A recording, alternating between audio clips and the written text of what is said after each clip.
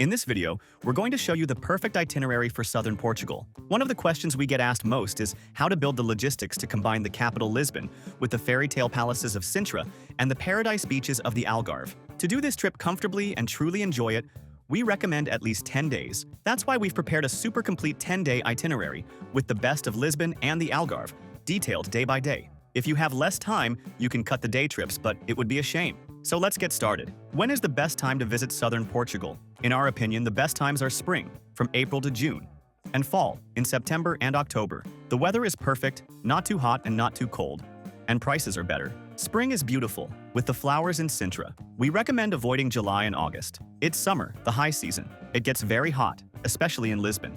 And the Algarve gets unbearably crowded with European tourists, and prices skyrocket. Winter is not the time to go to the Algarve, as it's cold and rainy, and many places close. So, how will our 10-day itinerary work? The idea is to split the trip into two main bases to optimize your logistics. We will arrive at Lisbon Airport and stay there for 5 nights. From there, we'll explore the capital and take day trips to Sintra and Cascais. Then, we'll head to the Algarve and stay the other 5 nights in a base city, like Lagos. At the end, we'll depart from Faro Airport in the Algarve. Now, let's talk about transportation between cities. To get around inside Lisbon, the rule is clear. Do not rent a car. Public transport is great. You'll use the metro, the trams, like the famous Tram 28, and the funiculars. Uber and Bolt work very well and are very cheap in Portugal. To get from Lisbon to Sintra, you'll take the commuter train from Rossio station, in the center. The journey takes 40 minutes and costs about €2.30 each way. To get from Lisbon to Cascais, you'll take the train from Cais do Sodré station. The journey takes 40 minutes and is beautiful,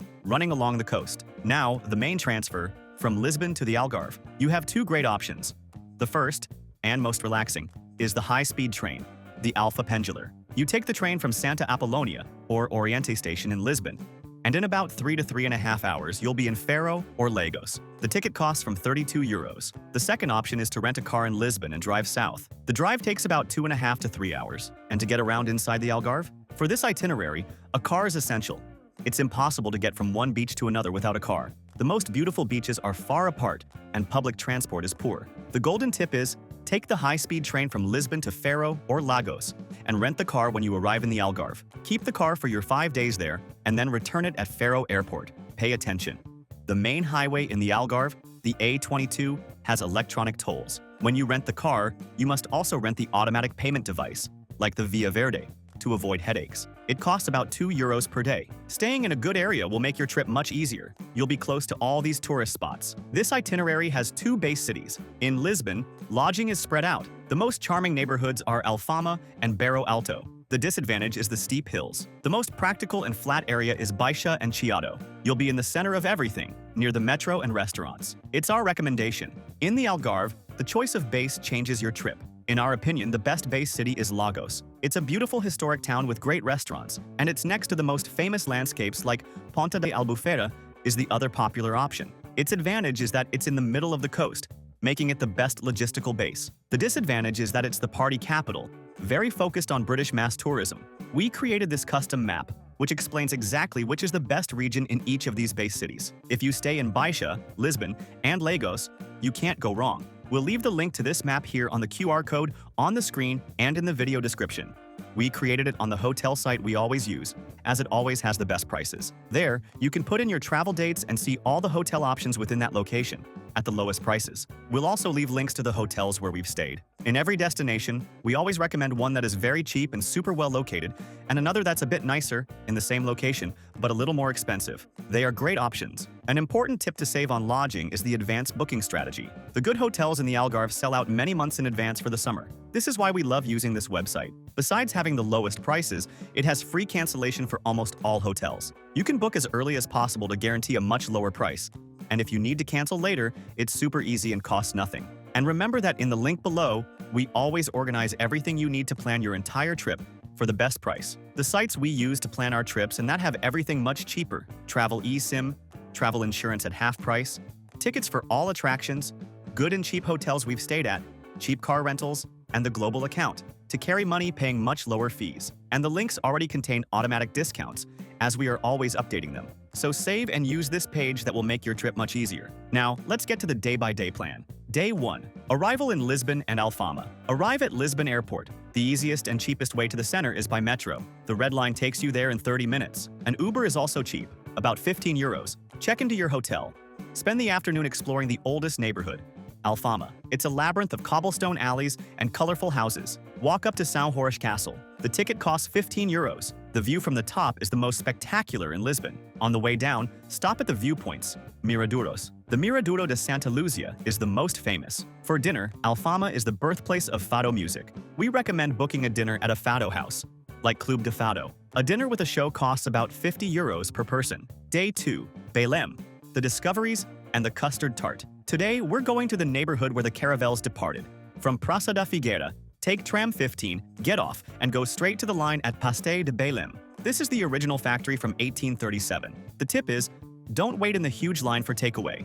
Go inside the cafe, which is enormous, and find a table. Order a warm custard tart, which costs €1.30. Afterward, walk to the Geronimos Monastery. The ticket costs 10 euros, and you should buy it in advance online to avoid huge lines. Cross the street to the Monument to the Discoveries. Walk along the waterfront to the Belém Tower. The ticket to enter is 6 euros. For dinner, head back to the center and go to the Time Out Market Lisboa at Cais do Sodré. It's a luxury food hall with kiosks from the best chefs. Day 3. Fairy Tale Sintra, Pena and Regaleira. Today is the most anticipated and most tiring day. Wake up very early. Go to the Rossio train station. Take the train to Sintra. The journey takes 40 minutes and costs about €2.30. When you arrive at Sintra station, do not try to walk up. Take the bus line 434. The round-trip ticket costs about 12 euros. Get off at the Pena Palace stop. The ticket costs 14 euros. You must buy this ticket online with a time slot in advance. From the entrance gate, it's still a long 20-minute uphill walk to the palace. After visiting Pena, take the same bus back to the historic center of Sintra. Have lunch in the village, and don't leave without trying the local pastries, the travesseiro and the queijada, at the famous Periquita. In the afternoon, visit Quinta da Regaleira. The ticket costs 12 euros. It's a mysterious estate with gardens full of tunnels and the famous Initiation Well. In the late afternoon, take the train back from Sintra to Lisbon. Day 4. Baixa, Chiado, and Bairro Alto. Today is for exploring central Lisbon on foot. Start at Praça do Comércio. Climb the Rua Augusta Arch for a beautiful view. The ticket costs 3 euros. Walk down Rua Augusta to the Santa Justa lift. The line is always gigantic. The golden tip is, skip the line. Go around back, take the escalators from the Baixa Chiado metro station, and you'll arrive at the upper platform for free. Next to it, visit the ruins of the Carmo convent. The ticket costs 5 euros. Spend the afternoon in Chiado, the intellectual neighborhood. Have a coffee at A Brasileira with the statue of Fernando Pessoa. At night, take the Elevador da Gloria funicular up to Bairro Alto. This is the center of the nightlife. People buy cheap drinks and stand in the streets. Day 5. Travel to the Algarve and arrival in Lagos. Today, we change bases. Check out of your hotel in Lisbon. Go to the Santa Apollonia train station. Take the Alpha Pendular high-speed train to Lagos or Faro. The journey takes about 3 to 3.5 hours. When you arrive at the Algarve train station, pick up your rental car. You will need it for all the following days. Drive to your hotel in Lagos. Check in and spend the late afternoon relaxing at Praia do Pinhão or Praia da Batata, the central beaches of Lagos. For dinner, explore the charming historic center of Lagos. An important tip that will save you time and money is to buy tickets for attractions and tours in advance. Buying on the spot is always more expensive. We'll leave the link on the QR code on the screen and in the description to the site where we always buy tickets and tours for the best price.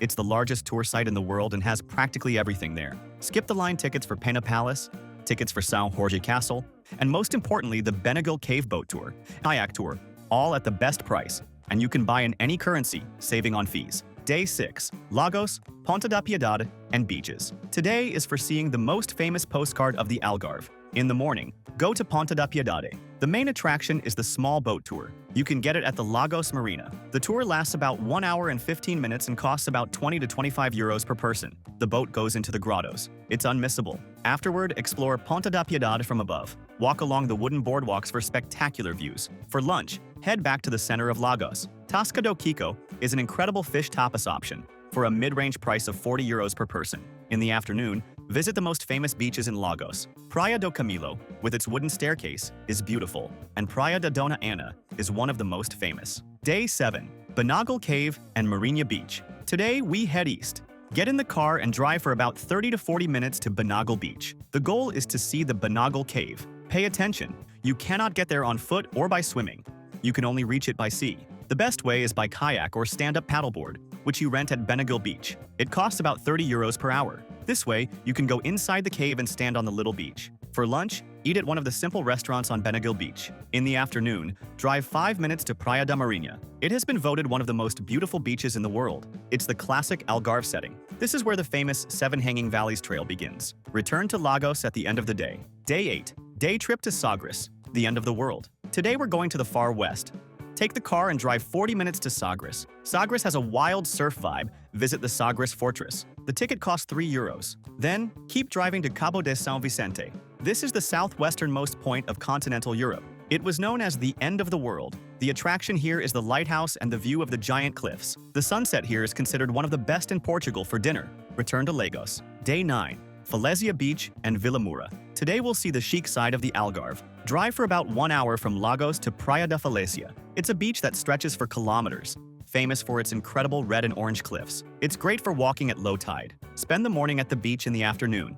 Head to Vila Moura. It's a planned town, built around a giant marina. It's the opposite of Lagos. Here the focus is on luxury, yachts, and golf resorts. It's a great place for an evening stroll. For dinner, if you want to try the original piri-piri chicken, go to the small town of Guia, which is nearby. The restaurant Rei do Frango is the most traditional and super cheap. A chicken costs about 15 euros. Day 10. Lulé Market and departure from Faro. On your last day, enjoy the morning exploring the inland. If it's a Saturday, drive to Lulé to visit the municipal market. It's the most beautiful market in the Algarve. In a Moorish-style building, great for buying local crafts, honey, and dried figs. After lunch, it's time to leave. Drive to Faro Airport, FAO, which is the main airport in the Algarve. Return your rental car and catch your flight home. About travel insurance. Essential and mandatory to enter Europe. You need coverage of 30,000 euros. Use the comparator in the link in the description to save money. Quick shopping tips. In Lisbon, canned goods and cork. In the Algarve, ceramics and flor de sal, sea salt. The Freeport Lisboa outlet is great. Remember, tax-free on purchases over 50 euros. Validate at your last departure airport. And for those who are new here to the channel, welcome. Subscribe and like the video for more tips. And how much does it cost to eat in Portugal? It's the cheapest country in Western Europe. A Big Mac combo costs 7 euros. A beer costs 1 euro and 50 cents. The golden tip is the prato do dia, dish of the day, at lunch. For 10 to 15 euros, you get a full meal. In the Algarve, the Cataplana de Marisco is a must-try, costing about 50 euros for 2 people. And what to do at night? In Lisbon, the party starts in Bairro Alto and ends on Pink Street. In the Algarve, the party capital is Albufeira. Especially the Strip Lagos has a more relaxed nightlife, with pubs in the historic center. And if you're traveling with children, this itinerary is great. In Lisbon, take them to the Oceanarium. In Sintra, Pena Palace is a fairy tale castle. And in the Algarve, the Zoomarine Water Park is the #1 attraction, with dolphin shows. And to combine your trip, this is already a great combination. But from the Algarve, you are very close to Spain. You can drive for 2 hours and be in Seville, or from Lisbon, take the Alpha Pendular high-speed train, and in 3 hours and 15 minutes, you're in Porto. If you liked this detailed Southern Portugal itinerary, like the video and subscribe to our channel. Leave your questions in the comments. Thank you very much and have a great trip.